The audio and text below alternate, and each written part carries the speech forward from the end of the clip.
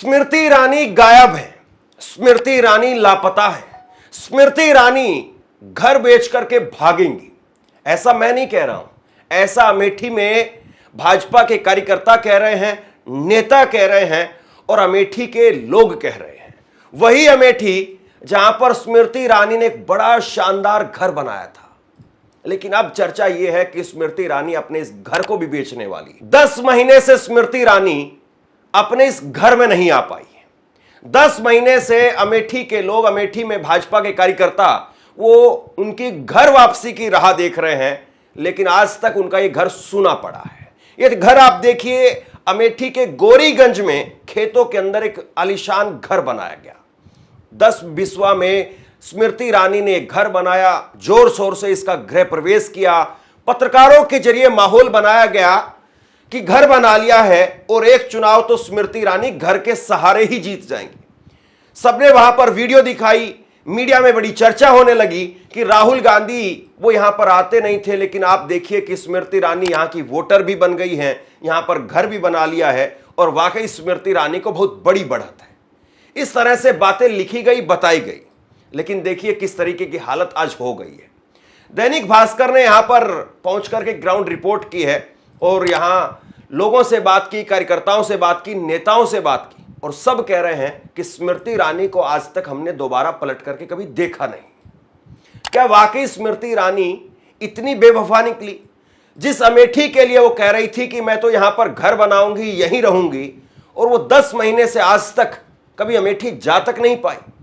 वहीं राहुल गांधी की अगर आप बात करें तो राहुल गांधी भले ही चुनाव हार गए थे, लेकिन लगातार 5 साल तक, कुछ तस्वीरें आप देखिए, चाहे कोविड का समय आया तब राहुल गांधी ने कई ट्रक वहां पर सामग्री भेजी, चाहे बीच में गरीबों के लिए गेहूं भेजने की बात हो, गरीबों के लिए कंबल भेजने की बात हो, राहुल गांधी वहां पर मदद भी पहुंचाते रहे और बीच बीच में राहुल गांधी अमेठी को संभालते भी रहे।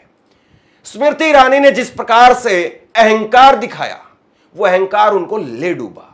एक तस्वीर मैं आपको दिखाता हूं और बताया जाता है कि यही तस्वीर बड़ी वजह बनी, यही वीडियो और यही अहंकार बहुत बड़ी वजह बना, जिसकी वजह से स्मृति ईरानी वो यहां से रफू चक्कर हो गई। स्मृति ईरानी ने जिस तरीके से, जिस प्रकार से सोनिया गांधी का संसद में अपमान किया, कहा जाता है कि उसी दिन राहुल गांधी और प्रियंका गांधी ने ठान लिया था कि इस बार स्मृति ईरानी को सबक सिखाना है। माफी मांगो सोनिया गांधी आदिवासियों से, माफी मांगो औरतों से, माफी मांगो गरीब। स्मृति ईरानी इसी तरीके से अपनी राजनीति को आगे बढ़ा रही थी। उनको लगता था कि गांधी परिवार पर अटैक करके भाजपा में वो सबसे ऊपर जा सकती है, भाजपा में प्रगति का रास्ता गांधी परिवार पर अटैक करना ही है, और इसीलिए उन्होंने सोचा कि अब अमेठी को अपना गढ़ बना लिया जाए। ये तस्वीरें आप देखिए, जिस वक्त में उनका गृह प्रवेश हुआ तो शंख बजा करके यहां पर शंखनाद करती हुई स्मृति ईरानी नजर आती थी, लेकिन आज ऐसा लगता है कि पुंगी बज गई है।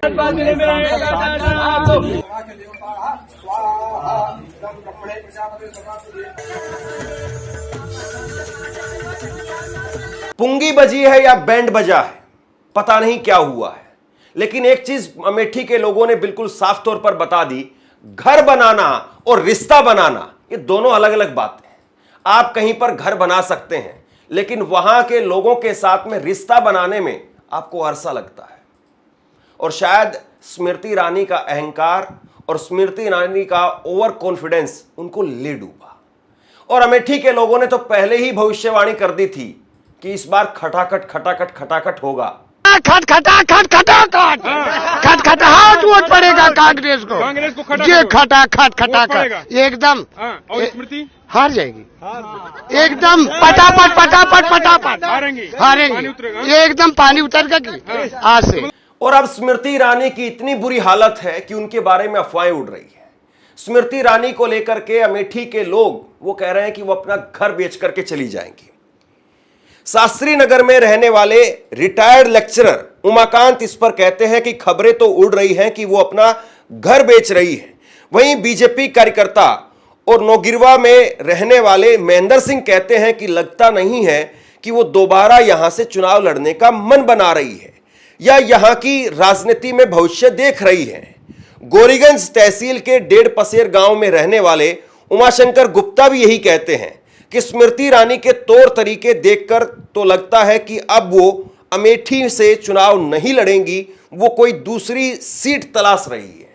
मतलब जो स्मृति ईरानी कहती थी कि उन्होंने राहुल गांधी को वायनाड भगा दिया, डर करके राहुल गांधी भाग गए हैं, अब स्मृति ईरानी खुद से सेफ सीट ढूंढ रही है। 6 दिन पहले 23 मार्च को स्मृति ईरानी का जन्मदिन था। जन्मदिन के मौके पर अमेठी के लोगों को लगा कि शायद वो घर जरूर आएंगी। केक वगैरह मंगवाया गया, सारे इंतजाम किए गए, लेकिन भाजपा के कार्यकर्ता अपने आप को ठगा सा महसूस कर रहे हैं और जन्मदिन के मौके पर भी स्मृति ईरानी अमेठी में अपने घर में नहीं गई। तो क्या कहा जाए, सिर्फ घर जो है वो दिखावटी था।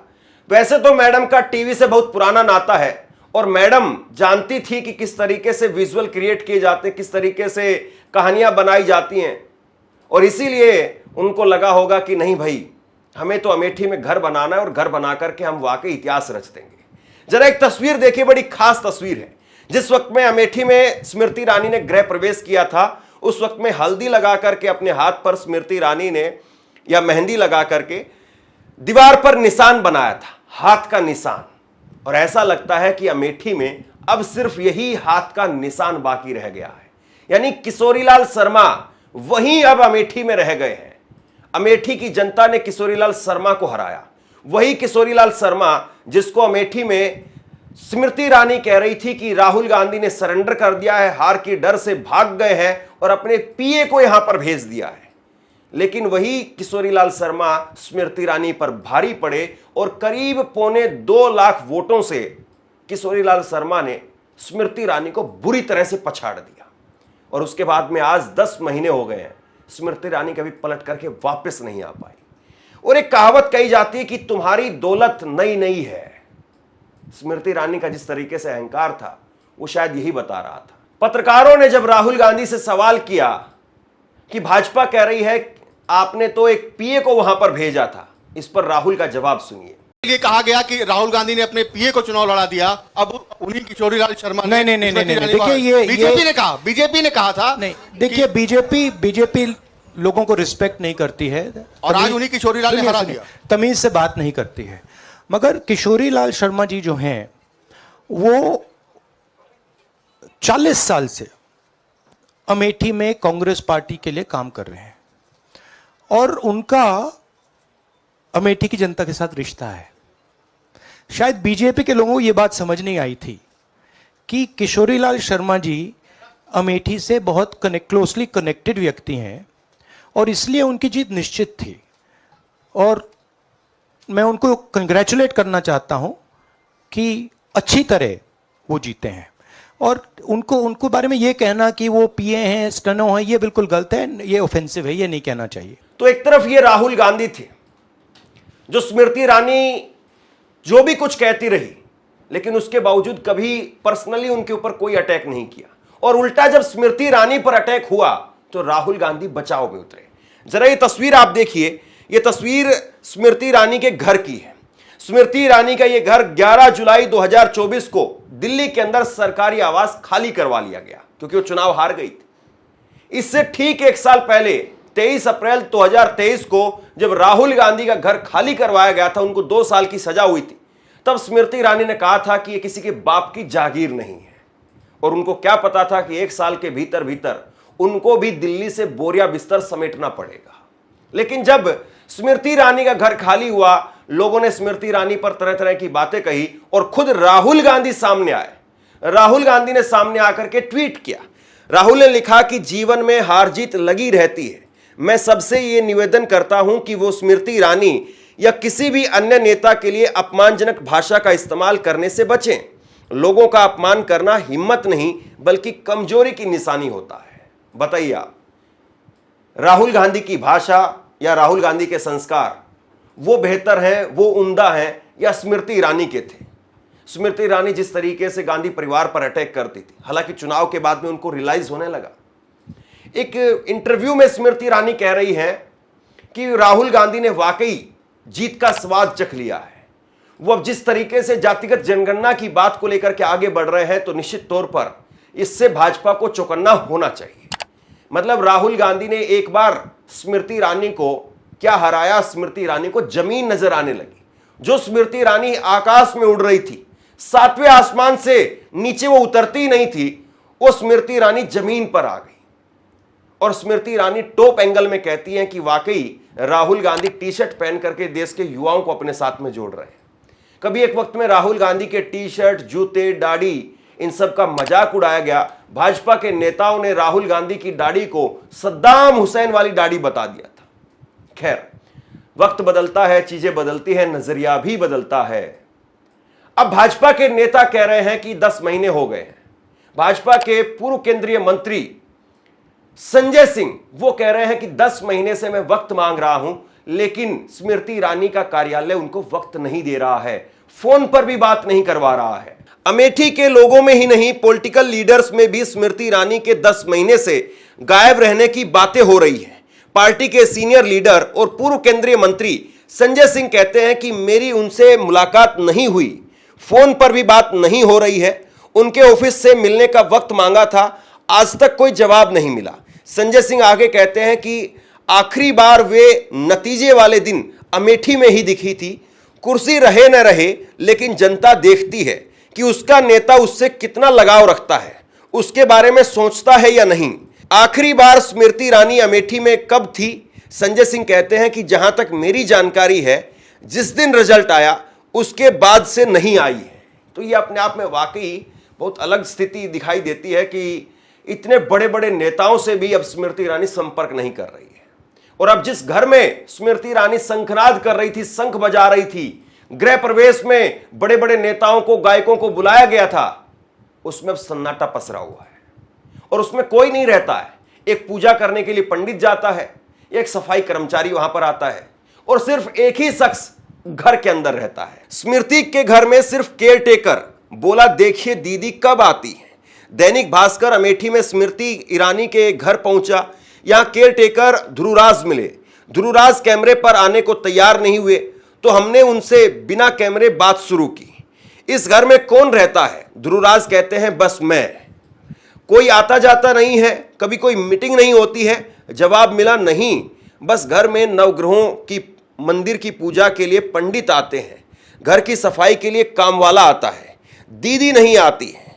ध्रुवराज कहते हैं कि चुनाव के वक्त 1 महीना यहीं थी, रिजल्ट आने के बाद में नहीं आई। हमें लगा था कि महाकुंभ में आएंगी, तब यहां भी आएंगी। दीदी को अच्छा लगे इसीलिए फूलों वाले पौधे पहले से लगा दिए थे, ताकि जब तक वो आए फूल खिलने लगे। देखिए कितने फूल खिले हैं, अब देखिए दीदी कब आती है। तो भाजपा का फूल, स्मृति ईरानी का फूल, वो मुरझा गया है, झुलस गया है। और स्मृति ईरानी ने 10 महीने से उस फूल वाले पौधे में पानी ही नहीं डाला है। मतलब एक हार ने आपको इतना बोना बना दिया। एक वक्त में स्मृति ईरानी की गिनती अखबारों में, पत्रिकाओं में सोनिया गांधी, सुषमा स्वराज जैसे नेताओं के बीच में होती थी और स्मृति ईरानी को इतना महिमा मंडन करके उसका दिखाया जाता था कि स्मृति ईरानी तो पता नहीं कौन सी बड़ी तोप है। लेकिन आज स्मृति ईरानी गायब सी हो गई है। अभी हाल में आप देखेंगे तो यूएस एड वाला मामला आया और उस यूएस एड वाले मामले पर भी स्मृति ईरानी की खूब फजीयत हुई, जिसमें वो खुद कह रही थी कि भाई मैं तो यूएस एड की ब्रांड एम्बेसडर रही हूं और यूएस एड को लेकर के राहुल गांधी को बीजेपी घेरने की कोशिश कर रही थी। यानी एक वक्त में राहुल गांधी के खिलाफ जो स्मृति ईरानी हथियार बनकर के बीजेपी के लिए काम करती थी, आज बीजेपी के लिए वो कमजोरी बन गई है। और शायद यही वजह है कि अब बीजेपी राहुल गांधी के सामने स्मृति ईरानी को नहीं रखना चाहती है। और जिस वक्त में हार का विश्लेषण हो रहा था, 2024 के चुनाव की हार का विश्लेषण हो रहा था, तमाम स्मृति ईरानी के चहेतों ने भी अपने हाथ उनसे पीछे खींच लिए। आप ये तस्वीरें देखिए, सुधीर चौधरी, जिनको एक वक्त में टेलीविजन स्क्रीन पर स्मृति ईरानी ने कह दिया था कि अगर मैं आपके जेल यात्रा के बारे में पूछूं तो आपको कैसा लगे, और सुधीर चौधरी हार का विश्लेषण करते हुए दिखाने लगे कि बीजेपी में 19 नेताओं की, पूर्व मंत्रियों की हार हुई है और सबसे बड़ी हार स्मृति ईरानी की हुई है। तो वाकई राजनीति बहुत तेजी से बदलती है और ये बदलती हुई राजनीति बताती है कि किस तरीके से स्मृति ईरानी का ग्राफ बढ़ा और कैसे फिर धीरे धीरे स्मृति ईरानी का बैकफुट पर आना शुरू हो गया। अब स्मृति ईरानी क्या वाकई अमेठी में वापसी कर पाएंगी या स्मृति ईरानी वाकई अपना घर बेच देंगी? वैसे तो नेताओं के लिए 5-10 करोड़ रुपए या 20 करोड़ 50 करोड़ रुपए को कोई बहुत मायने नहीं रखता है, और हो सकता है कि स्मृति ईरानी अपनी साख बचाने के लिए इस घर को ना बेचे। लेकिन यह बात तो साफ तौर पर दिखाई दे रही है कि शायद अब वो फिर दोबारा अमेठी में कदम नहीं रख पाएंगी। आप क्या सोचते हैं नीचे कमेंट बॉक्स में लिख करके जरूर बताइए। इस वीडियो को शेयर कीजिए और इसी तरह की तमाम खबरों के लिए ऑनलाइन न्यूज इंडिया को सब्सक्राइब कीजिए। बहुत बहुत धन्यवाद।